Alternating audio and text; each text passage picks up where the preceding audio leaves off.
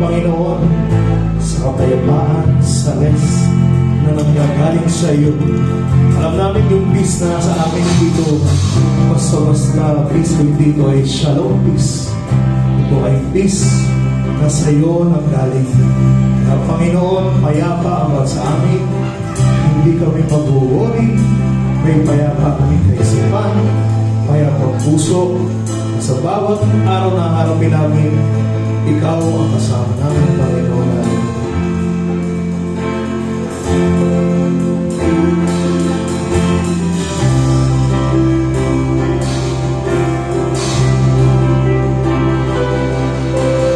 I just want to speak the name of Jesus over every heart and every mind. I know there is peace within your presence. I speak Jesus.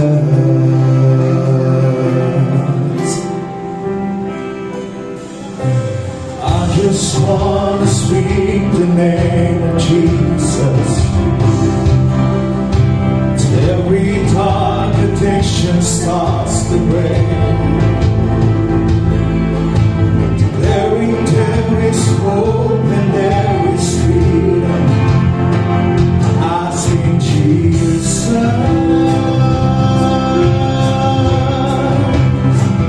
Your name is power. Your name is healing. Your name is life. Break every stronghold. Shine through the shadows.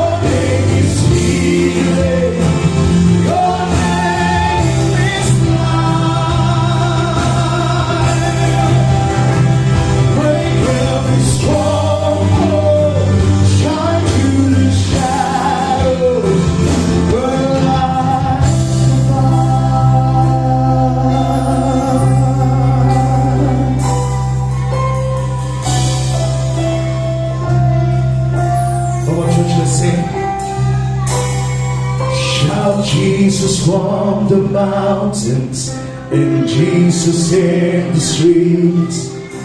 Jesus in the darkness over every enemy. Jesus for my family, I speak the holy name. Jesus. Yes, church, shout Jesus in every place of your life. Shout Jesus from the mountains and Jesus in the streets. Jesus in the darkness over every enemy. And Jesus for my family, I speak the holy name. Jesus. Shout Jesus. Shout Jesus from the mountains and Jesus in the streets. Jesus in the darkness over every enemy. And Jesus for my family, I speak the holy name. Jesus.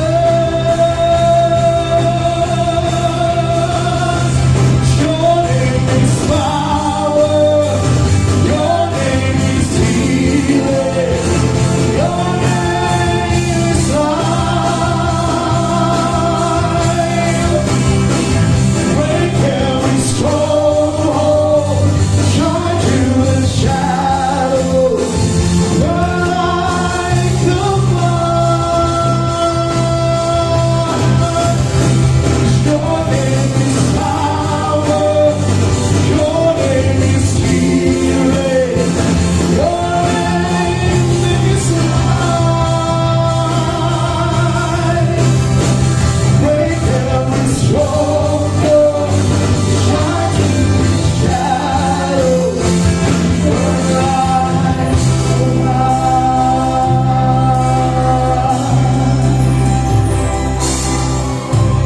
I just want to speak the name of Jesus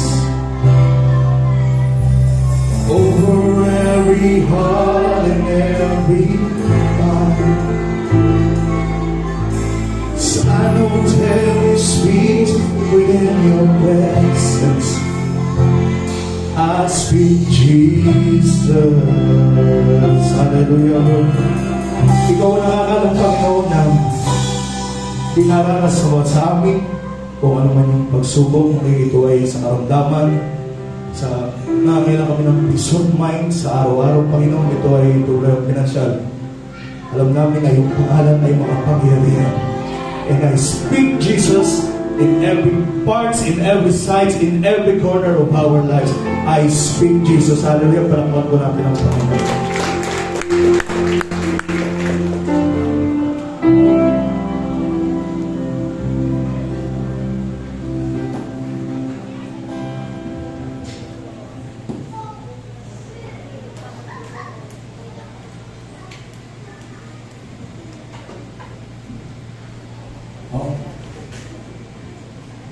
Morning. Parang bago tayo sa panahon. Tagal natin, kanina akala ko walang darating.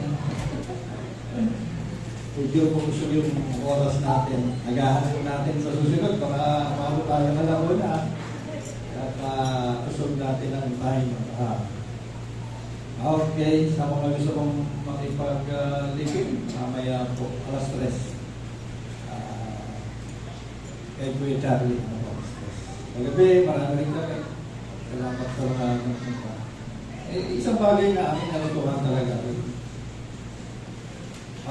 Mas matimbang pa rin talaga yung pinagsamahan kaysa mga hindi pagkakaroon. Yun ang ating natutuhan. Si Ate Miley yun, nung gabi malaman ko kasi 9 minuto lang, nalaman ko na. Tapos nakita niya kung hindi kumikibo. Sabi niya, pumayapa ka, Papa. Naayos mo naman lahat.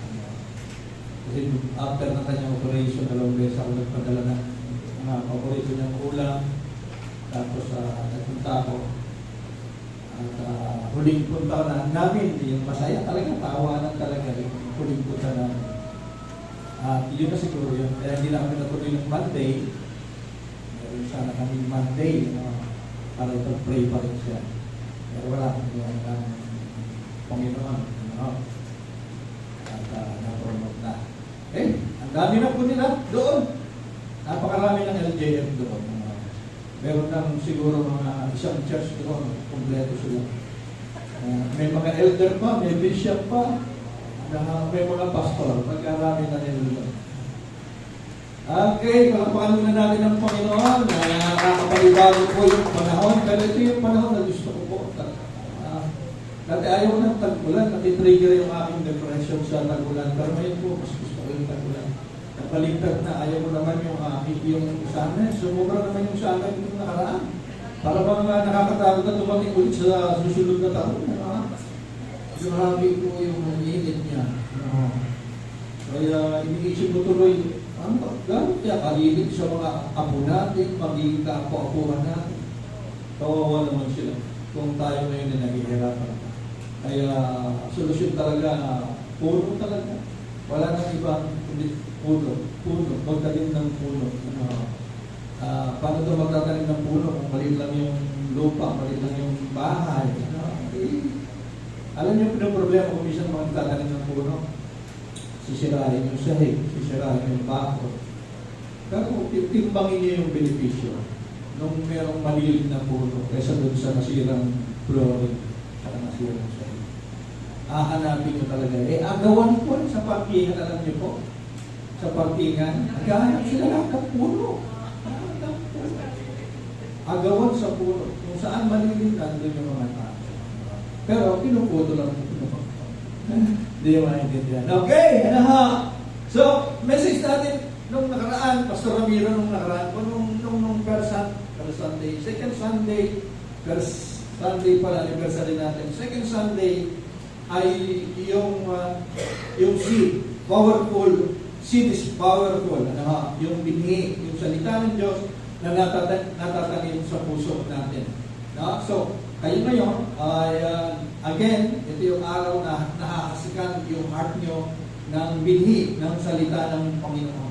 Kaya, mga kapatid, pilitin nyo makarating every Sunday sapagkat kung kailan, alam nyo kung kailan parang hindi maganda ang pakiramdam nyo.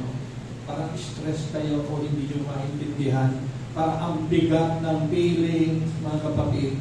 Pilitin nyo makarating sapagkat madalas spiritual yung sasabihin nyo, malakas naman yung aking katawan, pero parang ang bigat. Di po ba? Wala naman sakit, pero parang ang bigat. Madalas spiritual po yun. Punta po kayo ng church, kapag nakakarinig kayo, gumagana po yung pakiramdam po ninyo. Amen? Hallelujah. So, hindi lang po ang Bible ang nagsasalita sa atin, hindi lang ang sitwasyon, hindi lang nangungusap ang Diyos sa atin sa pagitan ng Holy Spirit. Alam niyo ba na maging ang kalangitan ay nagsasalita? Sabi natin noong nakaraan, yung puso may tenga. Ngayong umaga gusto kong sabihin, yung kalangitan may bibig po. Ewan ko kung naririnig niyo po siya.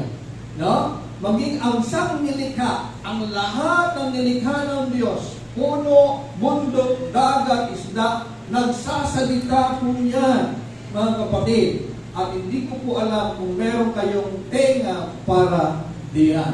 Amen. Amen.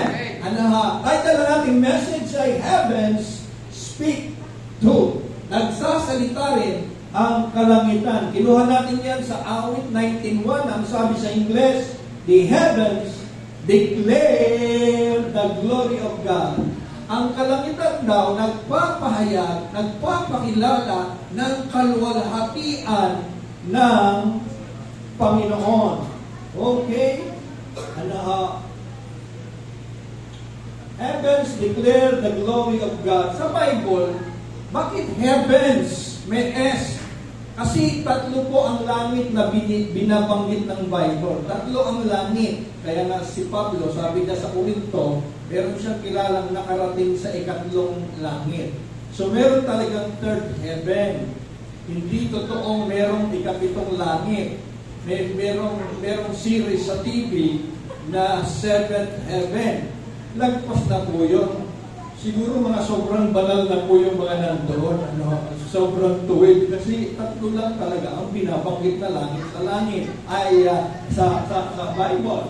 Number one, ayan po yung lupa, kasi isa na po, black and white, hanggang maaari, naghahanap ako ng pictures, yung air, tapos binanggit ng Panginoon na ang mga ibon, masdan nyo ang mga langit sa ibon. Sabi ng Panginoon, di sila nagtatanim, pero kumakain sila. Masdan nyo ang mga langit.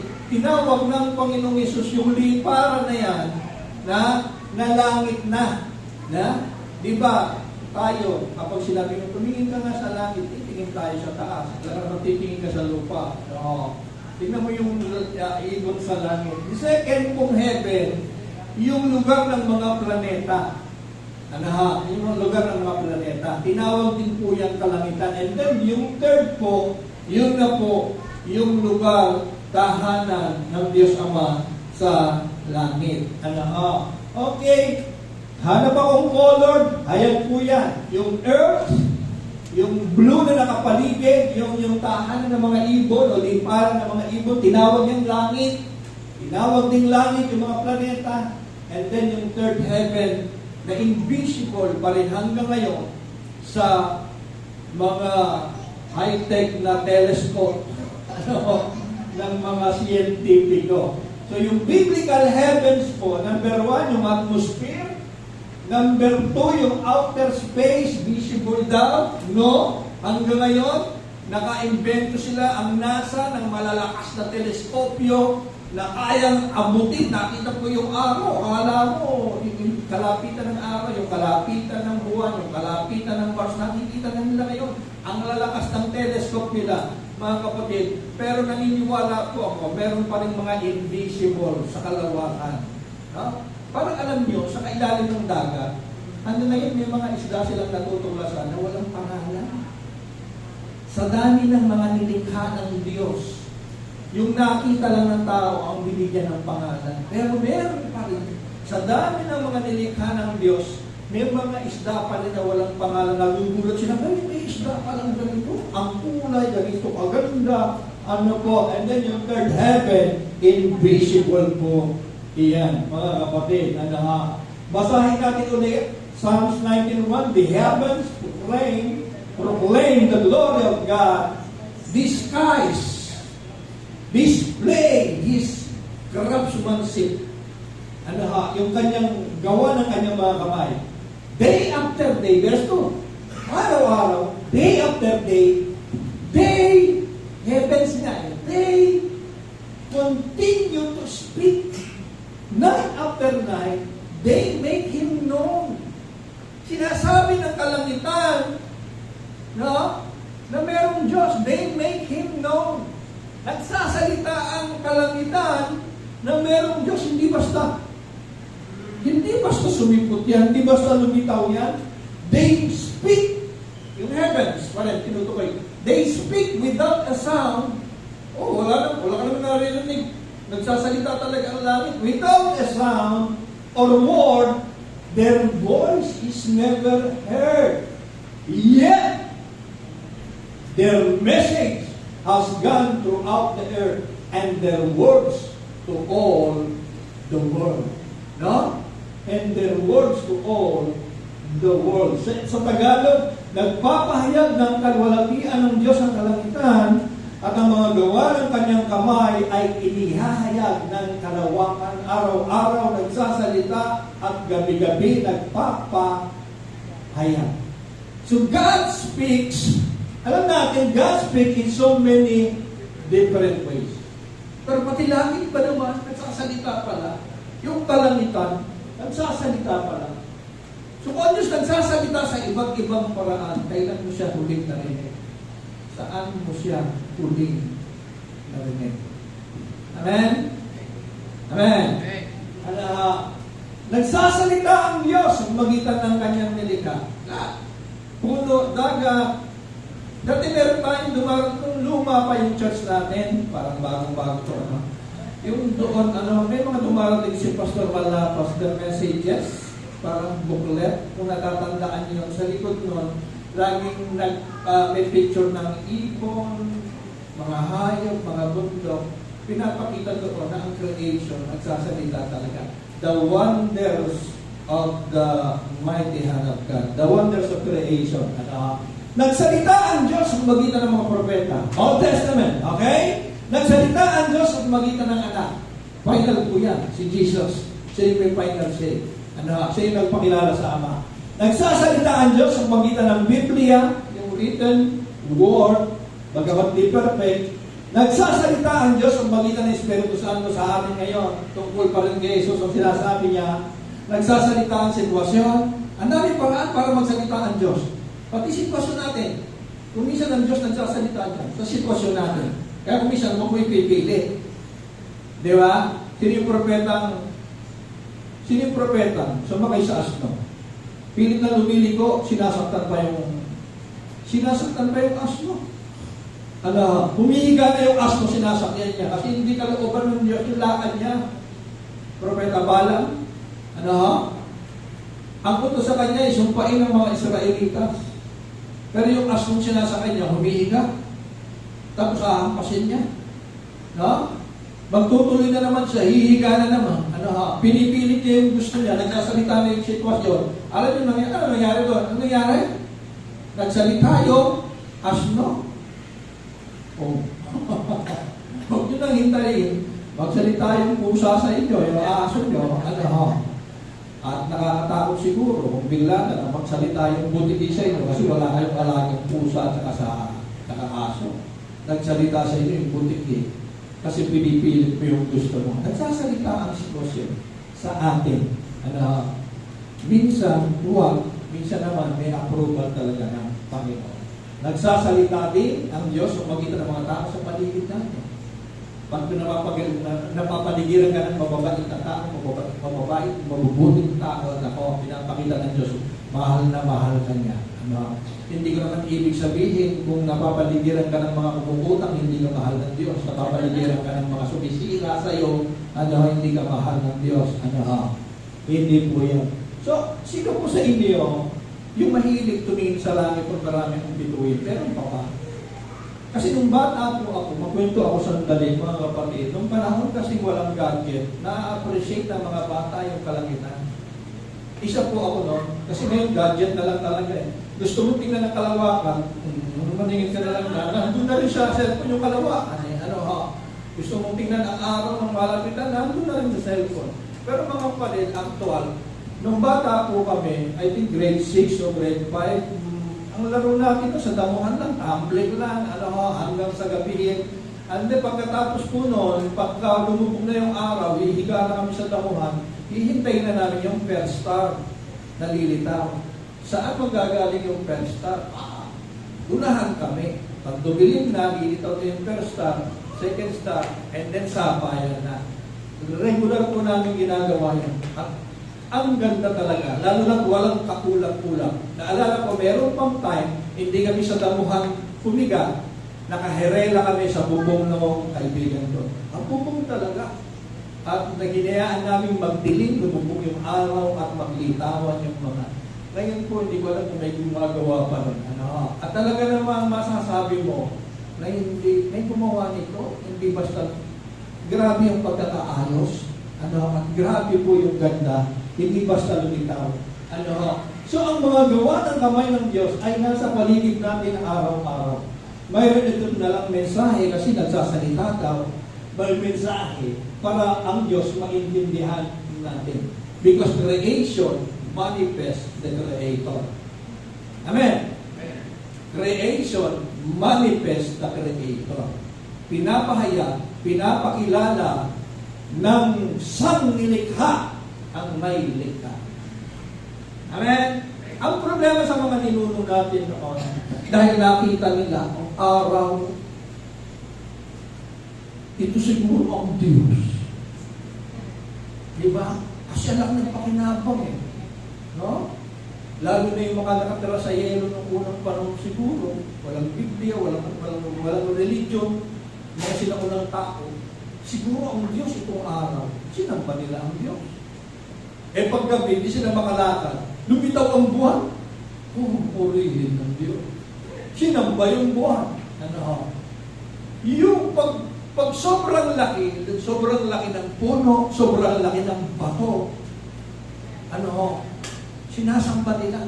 Kasi naniniwala sila, may gumawa ng lahat ng ito, hindi lang nila malaman kung sino. No? Naniniwala sila, likas sa tao na maniwalang merong Diyos. At hindi basta na lamang nagsulputan yung mga bituin, mga planeta, araw, buwan, sa kalawakan, basta na lang naglitawan yung mga yan. Merong Diyos, namamali lang sila. Sabi nga ng Bible, sa halip na sambahin yung may likha, ang nasasamba nila yung nilikha, yung mga nilikha ang nasasamba. No? So doon lang nagkakamali. Pero ang tao, pagkapanganak talaga, likas sa tao merong, kasi may tinig ng Diyos talaga. Remember, tayo nilalang sa wangis ng Diyos. So tayo mga anak ng Diyos. So paano yung pinapakilala ng isang kalangitan, ng isang nilikha, ang may likha? Paano siya ipinapakilala? Number one, na merong Diyos. Kasi ang sabi ng awit, awit 41, the fool, yung mamang daw, ang sabi niya sa kanyang puso, walang Diyos. May isang verse na nagsabi, mangmang lang ang nagsasabi, walang Diyos. May nagtanong sa akin, Pastor, saan galing ang Diyos? Ano yung mga pilosopong tanong? Pastor, saan galing ang Diyos? Sabi ko, kung sasabihin ko sa iyo kung saan galing ang Diyos, baka sambahin mo ako. Bakit po? Di ko mo nalaman kung saan galing ang Diyos. Di ba? At saka, isa pa, yung isipan daw ng Diyos, kung gaano kataas ang langit sa lupa, ang lupa sa langit. No? Ang sabi ng Diyos, my thoughts are not your thoughts, my mind are not. Kakarampot lang ang brain natin, mga kapatid. Sumasabog pa yan. Kakarampot lang ang utak natin. Huwag mong isipin, saliksikin kung saan galing ang Diyos. Baka mabaliw ka. Masira ang iyong ulo. Nadapa, umayon ka sa sinasabi ng puso mo, meron talagang Diyos. Tumingin ka sa paligid mo, merong Diyos na lumikha ng lahat ng yan. Anong tawag dito sa hayop na to? Anong tawag sa animal na to? Peacock. Tingnan. Isang ibon lang. Titigan mo mabuti yung peacock. Titigan. Ang tita ko po mananahe. Pero mga kapatid, tatalunin ito yung mga mananahe. Yung magaling magdisenyo. Ito bang disenyo ng peacock ay again, nagkataon lang yan. Nagkataon na. Walang nagdisenyo yan. Tingnan mo naman yung pagkakagawa. Kung nagkataon niya. Di ba? So, sa isang nilikha lang, titigan mong mabuti at sasabihin mo, may Diyos. May Diyos talaga. Grabe. Peacock pa lang yan, mga kapatid. Peacock pa lang yan. Isa pa lang yan. Kaya mangmang lang talaga. Alam niyo mga nagsasabi walang Diyos? Bibig lang nila kadalasan nagsasabi. Bibig lang nila, pero nakukonsensya sila. Kasi kapag may sakit na sila, may cancer na sila, may tanin na sila, Diyos ko po! Diba? Meron ng general ng komunista hindi naniniwala sa Diyos. General ng komunista. Doon sa binabasa kong Tortured for Christ na book. Tinatawag na yung pastor sa opisina niya, si Richard Mombra. Tinutukan yung baril yung pastor. Sabihin mo nga sa akin, may Diyos o wala? Di ba walang Diyos? Yung pastor, sabi niya, yung nagsabi walang Diyos, yung general ng komunista sa Russia. Sabihin mo sa akin walang Diyos. Sabi niya, General, wala pa ako nagawa. May Diyos talaga. Walang Diyos, kinasa. Walang Diyos, di ba? Meron pong Diyos. Alam ginawa ng General? Tinakap niya yung pasto. Tama ka. Ibig sabihin, nagsasalita na pala yung puso niya. Meron Diyos. Gusto lang niyang makonfirm talaga. Tinakap niya yung pastor. Sinabi niya, may Diyos.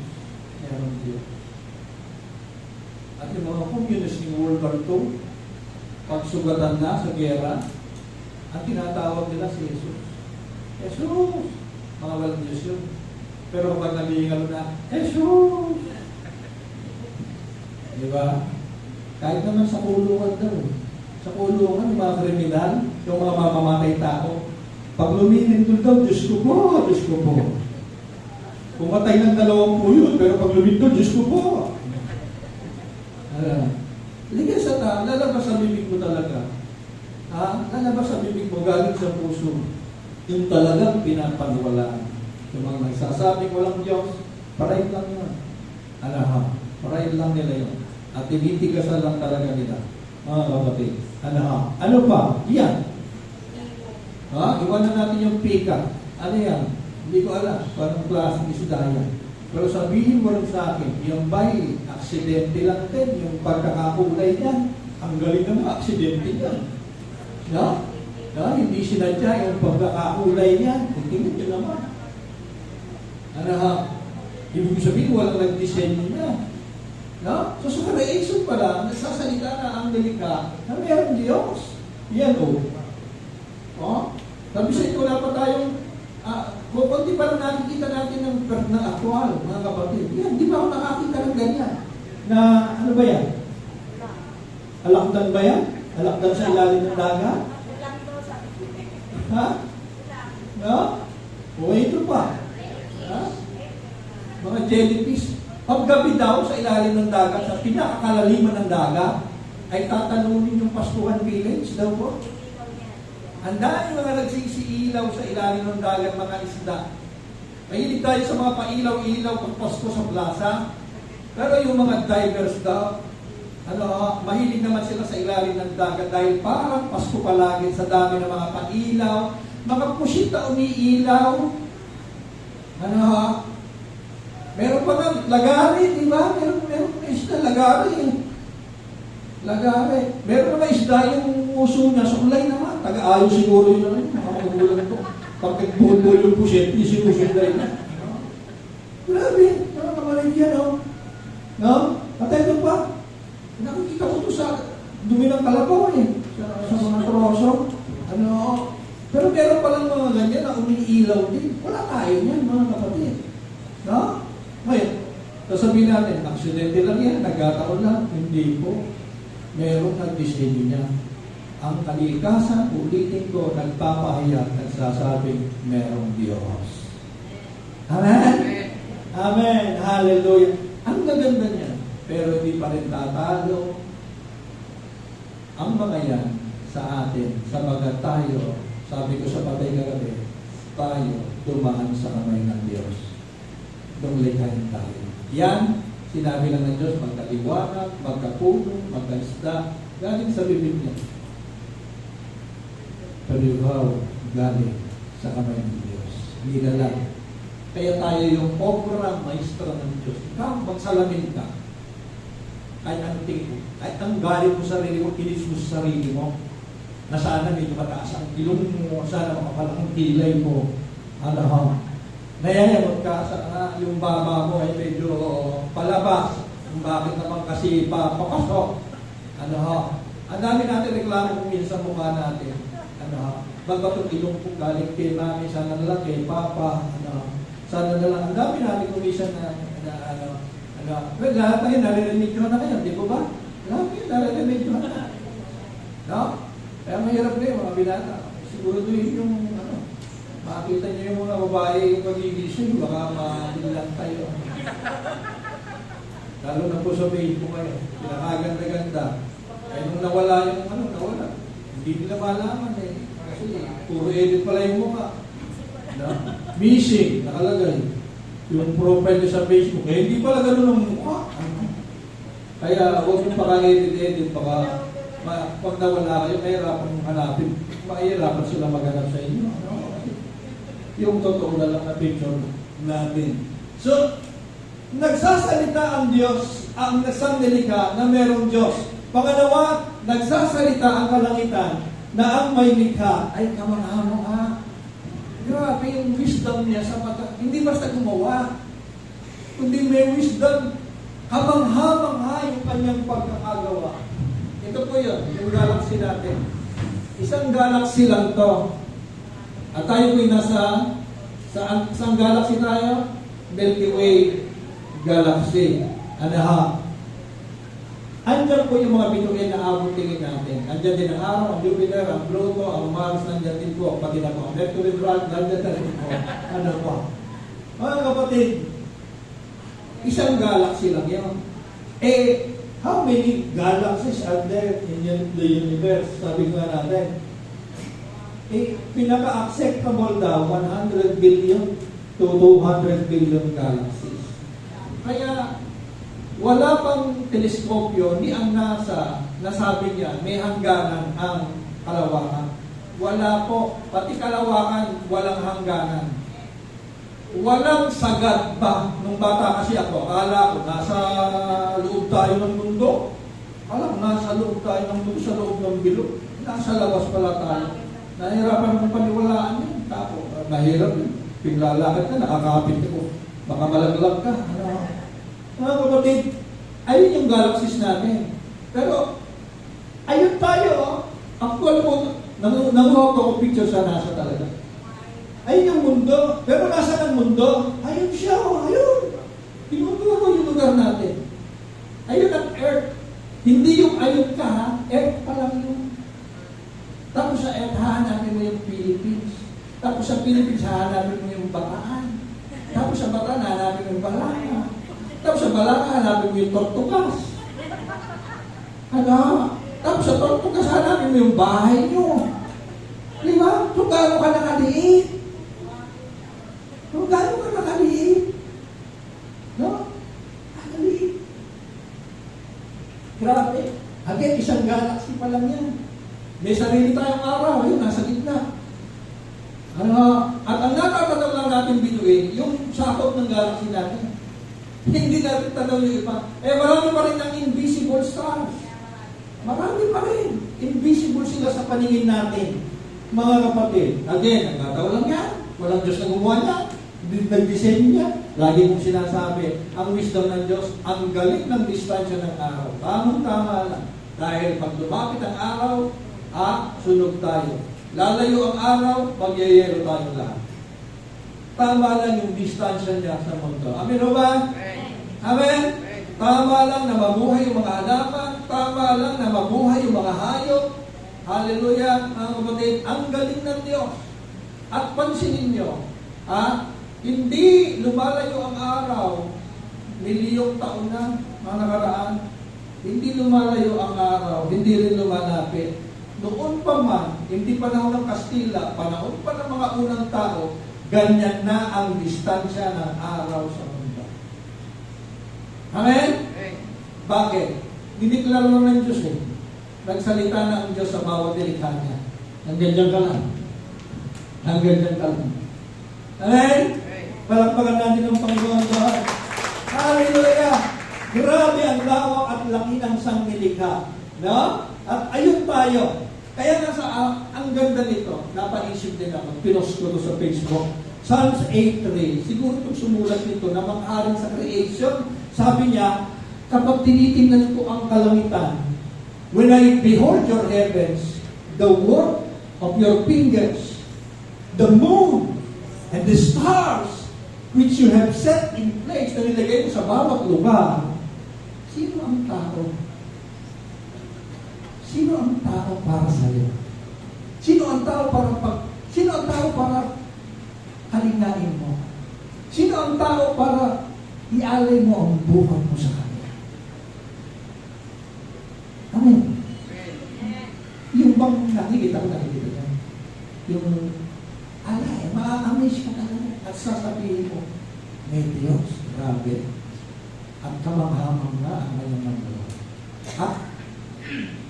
Ikaw natultok lang, o baka hindi tultok lang.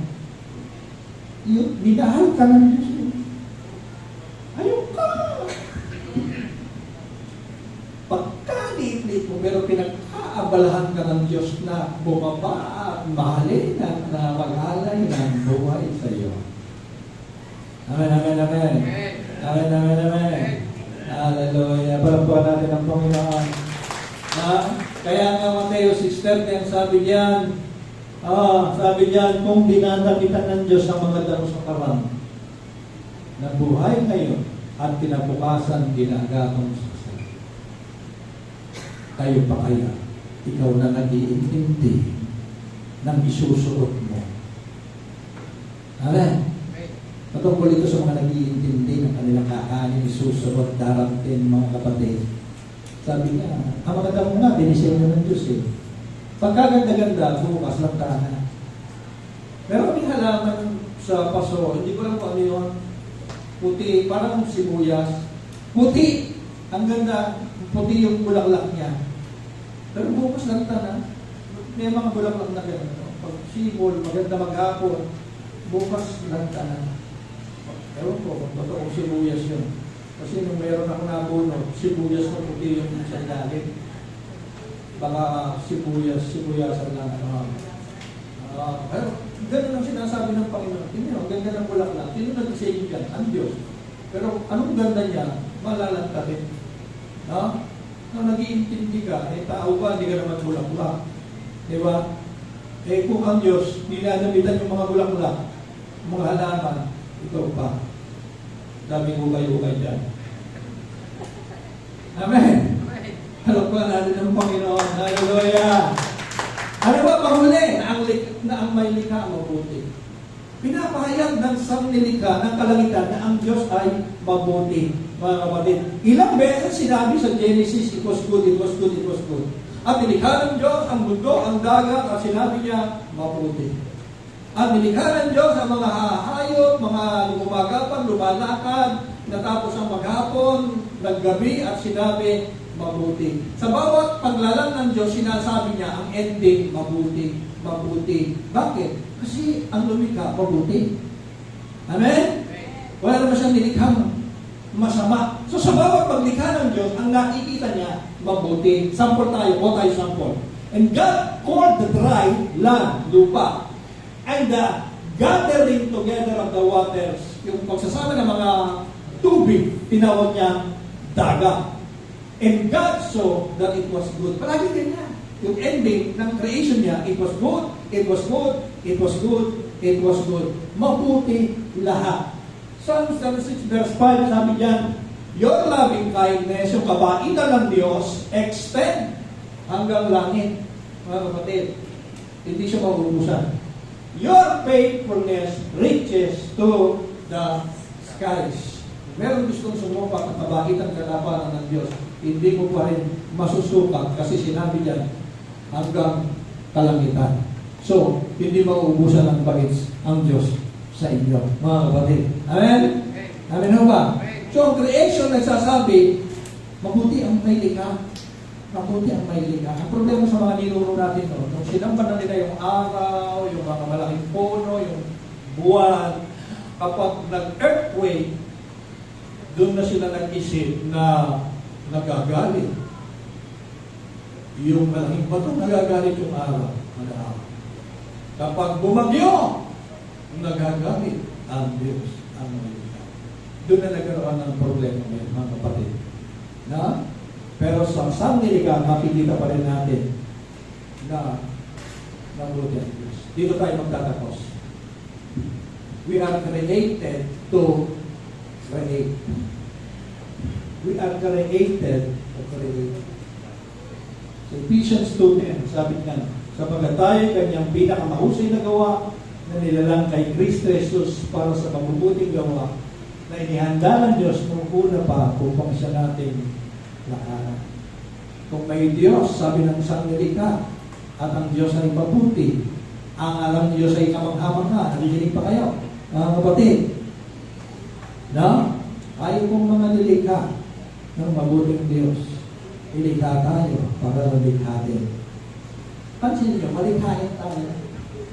Mana tayo sa ating Diyos na may likha.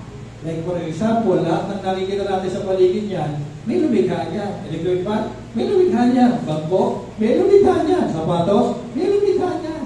Nakakalikha tayo mula sa nilikha na ng Diyos. Mga materyales niya galing na sa Diyos. Pero ang Diyos, lumikha out of nowhere, out of nothing. Wala siyang materyales. Kung gumawa ang Diyos, sa dakuha ng pako, ng kahoy, ng tabla. Pero tayo ngayon, nakakalikha tayo mga kapatid, meron tayong pagkukunan ng materyales. Amen? Manlilikha rin tayo. Pero ang sinasabi dito, sa iiwanan kong verse sa inyo, sabi rito, mga kapatid, dahil tayo nilikha ng Diyos, tayo ang pinakamahusay niyang gawa, meron palang inihahanda rin ng Diyos sa atin na mga mabubuting gawa na siya nating dapat lakaran. Basahin niyo yung huling bahagi. Sabi niya, nilalang kay Kristo Jesus para sa mabubuting gawa na inihanda na ng Diyos nung una pa upang siya natin lakaran. Pagdating sa mabuting gawa, sa good works, huwag tayong titigil, mga kapatid. Huwag tayong titigil. Yun ang purpose ng Diyos na mabuti, na may lang sa atin. Huwag kang titigil sa paggawa ng mabuti kasi doon mo nalalakaran yung plano niya sa buhay mo, yung purpose mo. Doon mo nalalakaran yung plano niya sa iyo. Sapagkat pagdating sa paggawa ng mabuti, may inihanda na siya para sa iyo. Amen? May inihanda na siya para sa iyo. Nakakatuwa yung mga sumasabilang buhay na yung purpose nila naganap nila, natapos nila. Ang dami pa rin mga tao ay nagtatanong, ano yung purpose ko sa buhay? Ano yung purpose ko sa buhay? Ito kaya ang purpose ko sa buhay ngayon, yung ginagawa ko ngayon. Mga kapatid, ano man ang ginagawa natin, huwag natin iaalis yung paggawa ng mabuti kasi yan, Diyos ang naghanda niya para lakaran natin. Isa may nagtatanong, Pastor, paano ba gumawa ng mabuti? Ang dami para. Tingin lang sa paligid. Ang dami pwede gawin. At epekto niyan, yung epekto niyan, mga kapatid, saya ng puso, saya ng kalooban. Kaya ng Creator, masasabi mo, it was good. Bawat likhain ng Diyos doon, nasisiyahan siya, it was good. It was good. It was good. Okay. Pag gumawa ka ng mabuti, masasabi, it was good. Sarap sa pakiramdam. Sarap sa piling. Amen! So, huwag tayong tumitigil, mga kapatid, sapagkat hindi tumitigil ang Diyos na mabuti para sa atin. Let's pray.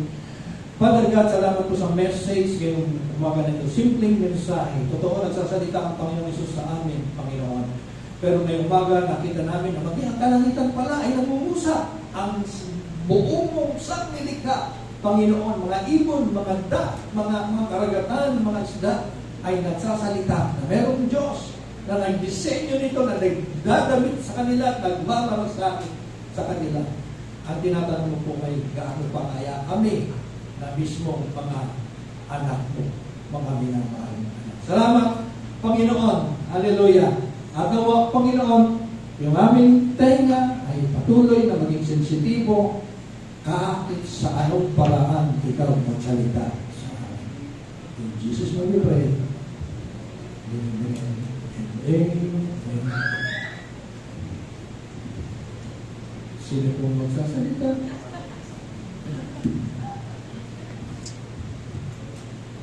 Yan.